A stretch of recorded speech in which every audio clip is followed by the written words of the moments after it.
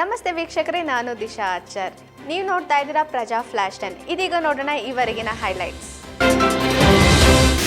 ಯತ್ನಾಳ್ ನಾಲಿಗೆ ಮತ್ತು ತಲೆಗೆ ಕಲೆಕ್ಷನ್ ತಪ್ಪಿದೆ. ನಾಲಿಗೆ ಹರಿಬಿಟ್ಟಿದ್ದಕ್ಕೆ ಬಿಜೆಪಿಯಲ್ಲಿ ಯತ್ನಾಳ್ರನ್ನ ಉಚ್ಚಾಟನೆ ಮಾಡಿದ್ದಾರೆ. ನಮ್ಮ ಸಮಾಜದವರು ಎಂದು ನಾವು ನಮ್ಮ ಚೌಕಟ್ಟಿನಲ್ಲಿ ಅವರಿಗೆ ಗೌರವ ಕೊಡುತ್ತೇವೆ. ಆದರೆ ಅವರ ಮಾತನಾಡೋ ರೀತಿ ನೋಡಿದ್ರೆ ನಾಲಿಗೆಗೆ ತಲೆಗೆ ಕನೆಕ್ಷನ್ ತಪ್ಪಿದೆ ಅನ್ಸುತ್ತೆ ಎಂದು ಯತ್ನಾಳ್ ವಿರುದ್ಧ ಸಚಿವೆ ಲಕ್ಷ್ಮೀ ಹೆಬ್ಬಾಳ್ಕರ್ ಅವರು ವಾಗ್ದಾಳಿ ನಡೆಸಿದ್ದಾರೆ. ಕಾಂಗ್ರೆಸ್ ಅಧಿಕಾರಕ್ಕೆ ಬಂದು 2 ವರ್ಷ ಆಗಿದೆ. ಅಧಿಕಾರಕ್ಕೆ ಬಂದ ತಕ್ಷಣ ಪೆಟ್ರೋಲ್, ಡೀಸೆಲ್, ಹಾಲು, ವಿದ್ಯುತ್ ಸೇರಿದಂತೆ ಎಲ್ಲಾ ವಸ್ತುಗಳ ಬೆಲೆ ಏರಿಕೆಯಾಗಿದೆ. ಹಾಲಿನ ದರ 3 ಬಾರಿ ಏರಿಕೆಯಾಗಿದೆ. ವಿದ್ಯುತ್ ಬೆಲೆ 4ನೇ ಬಾರಿ ಏರಿಕೆಯಾಗುತ್ತಿದೆ.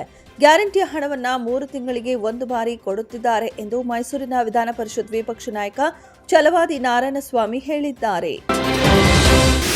ಅಬಕಾರಿ ಇಲಾಖೆಯ ಬೆಂಗಳೂರಿನ 8 ಉಪಜಿಲ್ಲಾ ಕಚೇರಿಗಳಲ್ಲಿನ ಕರ್ತವ್ಯ ಲೋಪದ ಬಗ್ಗೆ 150ಕ್ಕೂ ಹೆಚ್ಚು ಸಿಬ್ಬಂದಿಯನ್ನ ಶನಿವಾರ ವಿಚಾರಣೆ ನಡೆಸಿದ ಲೋಕಾಯುಕ್ತ ನ್ಯಾಯಮೂರ್ತಿ ಬಿಎಸ್ ಪಾಟೀಲ ಅವರು ಕರ್ತವ್ಯ ಲೋಪ ಎಸಗುವ ಅಧಿಕಾರಿಗಳ ವಿರುದ್ಧ ಕಠಿಣ ಕ್ರಮ ತೆಗೆದುಕೊಳ್ಳಬೇಕಾಗುತ್ತೆ ಎಂದು ಎಚ್ಚರಿಸಿದರು.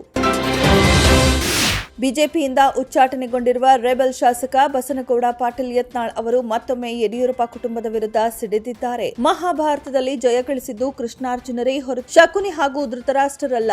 ರಾಜ್ಯದಲ್ಲಿ ಹೊಂದಾಣಿಕೆ ರಾಜಕಾರಣದ ವಿರುದ್ಧ ನಮ್ಮೆಲ್ಲರ ಹೋರಾಟ ಆರಂಭವಾಗಲಿದೆ ಎಂದು ಬಿಎಸ್ವೈ ಕುಟುಂಬದ ವಿರುದ್ಧ ಸಮರ ಸಾರಿದ್ದಾರೆ.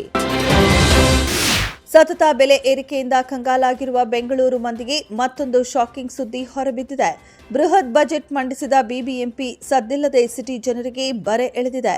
ಏಪ್ರಿಲ್ 1ರಿಂದ ಅನ್ವಯವಾಗುವಂತೆ ಕಸಕ್ಕೆ ಸೆಸ್ ವಸೂಲಿ ಆಗಲಿದ್ದು ಕೋಟಿ ಕೋಟಿ ಆದಾಯ ಗಳಿಸುವ ಲೆಕ್ಕಾಚಾರ ಇಟ್ಟುಕೊಂಡಿದೆ.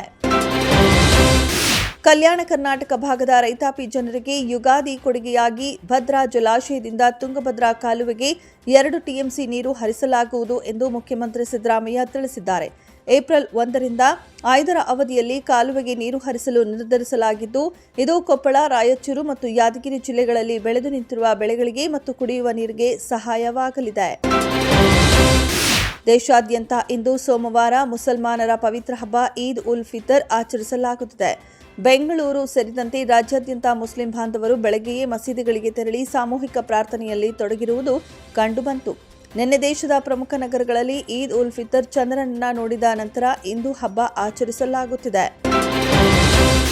ಅಮೆರಿಕ ರಷ್ಯಾ ನಡುವಿನ ಸಂಬಂಧವನ್ನ ಗಮನದಲ್ಲಿ ಇಟ್ಟುಕೊಂಡು ಉಕ್ರೇನ್ ಅಧ್ಯಕ್ಷ ವ್ಲಾಡಿಮಿರ್ ಝೆಲೆನ್ಸ್ಕಿ ಅಮೆರಿಕದ ಅಧ್ಯಕ್ಷ ಡೊನಾಲ್ಡ್ ಟ್ರಂಪ್ಗೆ ದಿಟ್ಟ ಉತ್ತರ ನೀಡಿದ್ದಾರೆ. ಅಮೆರಿಕದಿಂದ ಪಡೆದ ಮಿಲಿಟರಿ ನೆರವನ್ನ ಉಕ್ರೇನ್ ಯಾವುದೇ ಕಾರಣಕ್ಕೂ ಸಾಲವೆಂದು ಪರಿಗಣಿಸುವುದಿಲ್ಲ ಎಂದು ಝೆಲೆನ್ಸ್ಕಿ ಸ್ಪಷ್ಟಪಡಿಸಿದ್ದಾರೆ.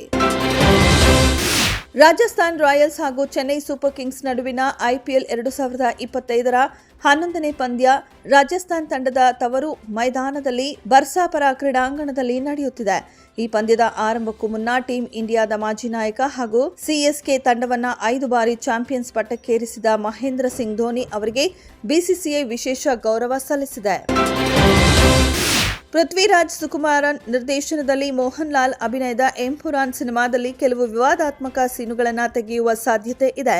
ಮೋಹನ್ ಲಾಲ್ ಆಕ್ಟ್ ಮಾಡಿರೋ ಎಂಪುರಾನ್ ಸಿನಿಮಾದಲ್ಲಿ ಕೆಲವು ಸೀನ್ಗಳು ಗಲಾಟೆ ಹುಟ್ಟಿಸಿದ್ದಕ್ಕೆ ಸ್ವಲ್ಪ ಚೇಂಜಸ್ ಮಾಡ್ತಾರೆ. ಲೇಟೆಸ್ಟ್ ನ್ಯೂಸ್ ಪ್ರಕಾರ ಗಲಾಟೆ ಸೀನ್ಗಳು ಮತ್ತು ಹೆಂಗಸರಿಗೆ ತೊಂದರೆ ಕೊಡೋ ಸೀನ್ಗಳು ಸೇರಿ 17 ಚೇಂಜಸ್ ಮಾಡೋ ಸಾಧ್ಯತೆ ಇದೆ. ಇದಾಗಿದ್ದು ಇವರೆಗಿನ ಹೈಲೈಟ್ಸ್. ಮತ್ತಷ್ಟು ಅಪ್ಡೇಟ್ಸ್ಗಾಗಿ ನೋಡ್ತಾ ಇರಿ ಪ್ರಜಾಧ್ವನಿ ಟಿವಿ.